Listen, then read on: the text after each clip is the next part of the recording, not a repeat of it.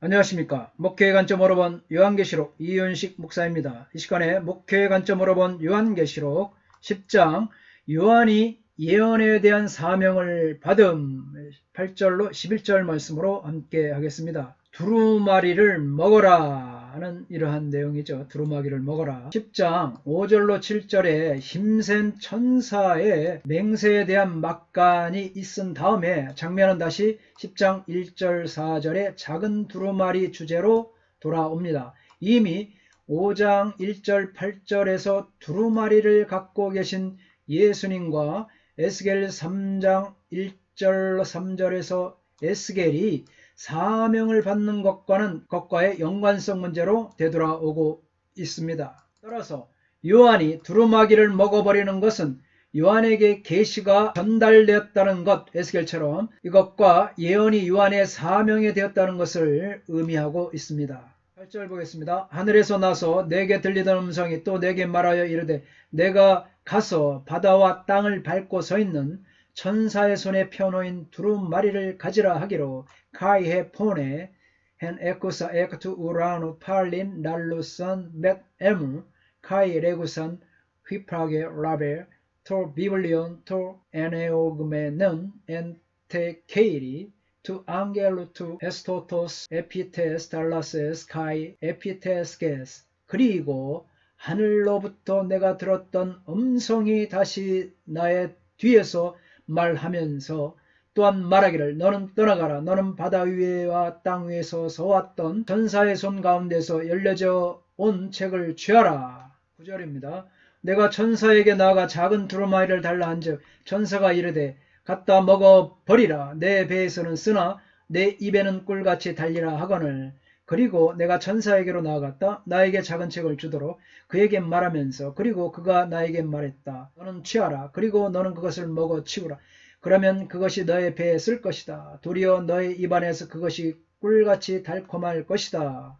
Kai 에펠다 프로스톤 앙겔론 레곤 아우투 두나이 모이 톨 비블라리디온 카이 레게이 모이 라베 카이 카타파게 아우토 카이 피크라이네네 수텐 코일리안 알엔 톨 스토마티 수 에스타이 글로키 호스 멜리. 10절입니다. 내가 천사의 손에서 작은 두루마리를 갖다 먹어버리니 내 입에는 꿀같이 달아 먹은 후에 내 배에서는 쓰게 되더라. 카이 엘라본 토 비블라리디온 엑테스케일로스 투 앙겔루 카이 카테파곤 아우투 카이 엔토 스토마티 무 호스 멜리 글루키 카이 호테 에파곤 아우토 에피크란데 해 코일리암 무. 그리고 내가 천사의 손으로부터 작은 책을 취했다. 그리고 내가 그것을 먹어 치웠다. 그리고 그것이 나의 입안에서 꿀처럼 달콤하게 있었다. 그리고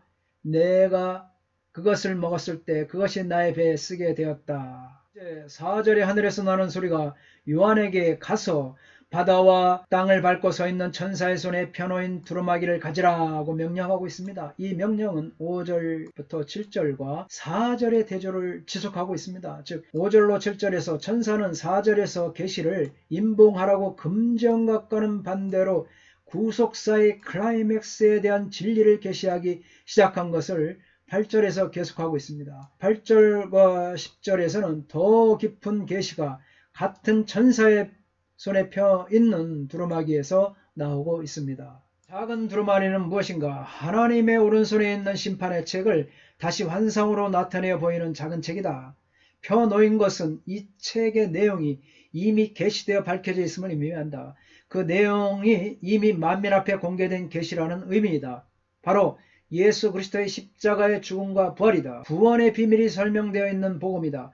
복음은 영광스럽고 달지만 그것을 전파하는 데에는 항상 쓰디쓴 고난이 따른다. 이것을 작다고 한 이유는 아마도 그것이 5장에 언급된 보다 더 큰 책과 비교해서 작기 때문일 것입니다. 종말의 시발점에 요한의 선지적 임무가 갱신되며 강화되어지는 것을 의미하고 있습니다. 박윤선, 이상근, 서건태, 핸드릭슨, 비더울프, 조지 레드 이런 학자들의 견해입니다.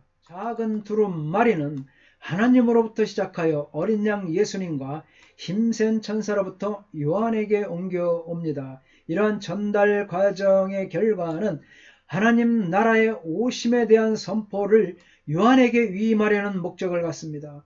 요한은 그 명령에 천사에게서 작은 두루마리를 받아 먹습니다.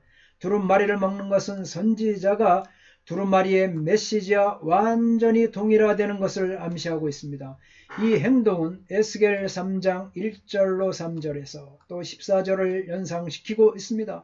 BC 586년 바벨론에 의한 예루살렘의 멸망을 예언한 에스겔이 두루마리를 먹었던 것처럼 사도 요한도 유사한 상황에서 작은 두루마리를 먹고 입에서는 달지만 배에서는 쓴 것을 체험하고 있습니다. 요한은 사람들에게 하나님의 심판을 전해야 했습니다. 그래서 그가 받은 이 내용을 자기의 것으로 만들어 반역자들에게 전해야 한다는 점에서 그 말씀은 요한의 배에서 썼습니다. 하지만 요한은 이것이 하나님의 구원과 심판에 대해 미리 알려진 계획의 성취라는 것을 알고 받았기 때문에 그 말씀이 그의 입에서 달았습니다. 이런 의미에서 요한의 교훈은 교회에게 주는 위로와 세상에서 주는 경고가 동시에 담겨져 있는 것입니다. 두루마리를 먹는 것은 하나님의 말씀을 마음으로 받아서 내면화하고 삶 속에 적용하도록 하는 것을 의미하고 있습니다. 사랑하는 여러분, 그렇습니다. 우리가 하나님의 말씀, 두루마기를 먹어서 하나님의 말씀이 우리의 육신의 돌밭이 아니라 우리 신비의 이 마음에 새겨져야 되는 줄 믿습니다. 하나님의 심판도 구원을 위한 것이라면 달 수가 있는 것입니다. 여러분, 그렇습니다. 심판도 달 수가 있다는 사실을 우리는 얼마나 받아들이게 될까요? 참으로 어려운 일입니다. 예수 믿는 것은 어려운 일입니다. 그러기에 너무 힘들고 고난의 길이지만 그러나 종말의 때, 마지막 때는 바로 이 달 수 있다는 사실을 기억하십시오. 요한이 여기에 달다는 반응과 쓰다른 반응을 보인 것은 하나님의 미래의 계획의 말씀 전체가 얼른 받을 때에는 달지만 속에서 소화시키고 난 후 반역자들에게 전하여 쓴 것인 것입니다. 요한의 이런 경험은 에스겔의 경험과 아까 말씀드린 것처럼 비슷한 것입니다. 에스겔은 하나님의 심판의 메시지를 받아 먹었는데도 그것이 입에서 달기가 꿀 같았습니다. 하나님의 심판의 메시지는 하나님의 정의와 생명의 메시지이기 때문에 그렇게 단 것입니다. 단 것은 하나님의 주권적인 뜻이 항상 하나님의 백성들에게 유익이 되기 때문인 것입니다. 하나님의 백성들은 정당화되고 치렀던 희생에 대하여 상을 받게 될 것입니다.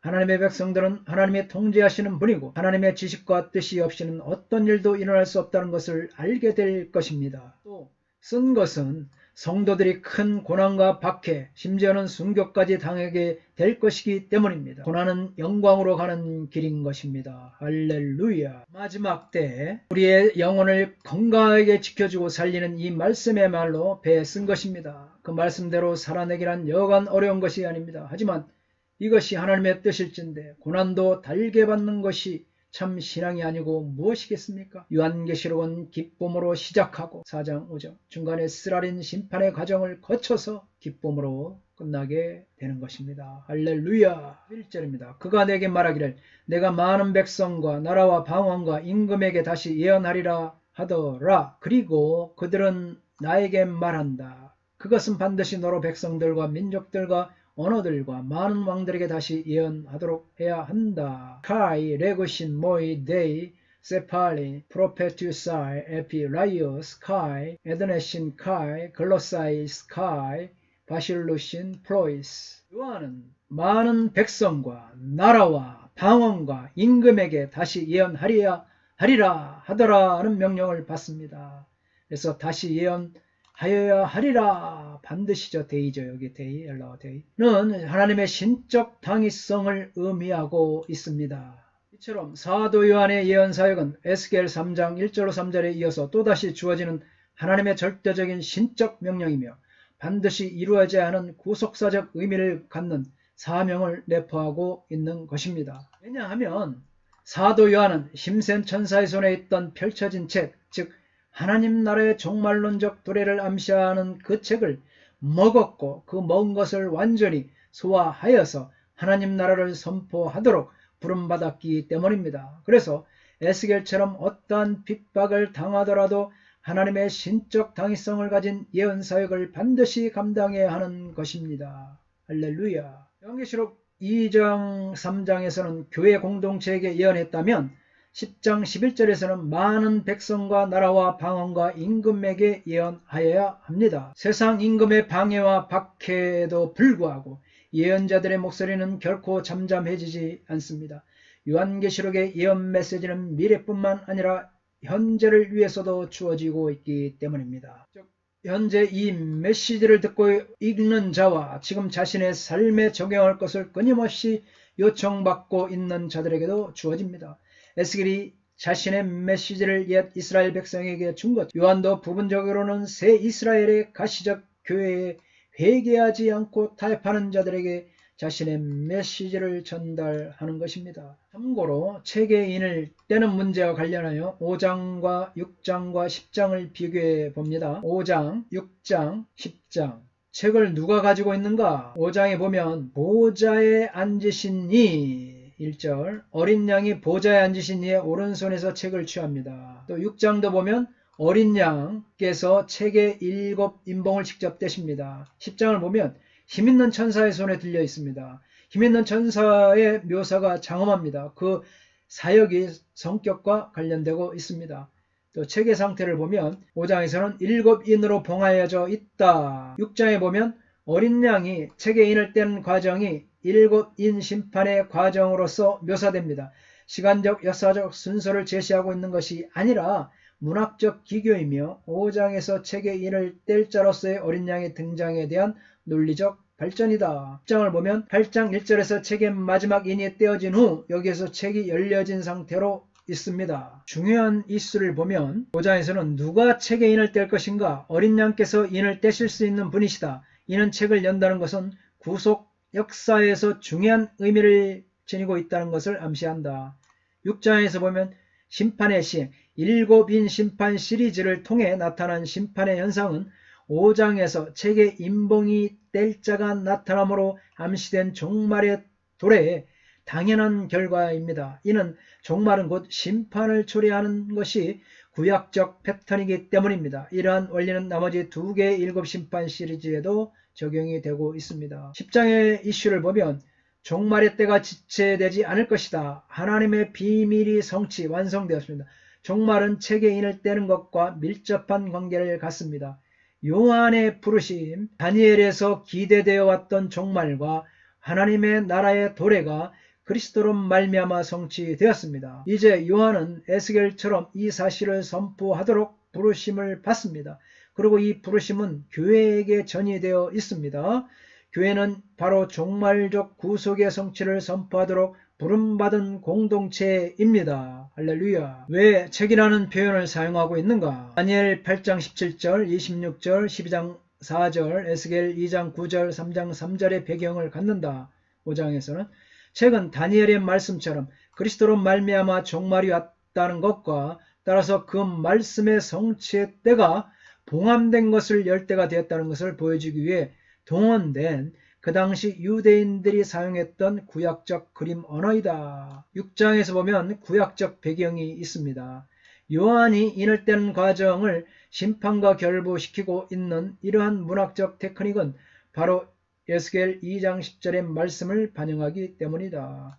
10장에 보면 요한의 부르심의 성격과 구약적 배경을 보면 그리스도로 말미암아 종말적 기대, 곧 하나님의 나라에 오심은 성취되었습니다. 그러나 이러한 성취는 7번째 나팔이 울리는 최종적 나팔의 심판에 완성될 것입니다. 요한은 바로 이러한 구속사적 성취를 만방에 선포하도록 부르심을 받습니다. 하나님에 대한 찬양을 보면 5장에서는 새 노래로 노래합니다. 인봉을 떼기에 합당하신 죽으심을 통해 각 족속과 방언과 백성과 나라 가운데서 사람들을 구속하시고 하나님께 드리시고 제사장을 삼으심. 그래서 저희가 왕노릇하리라. 6장에 보면 심판을 받는 피조물과 사탄에게 속한 자들을 저주하죠.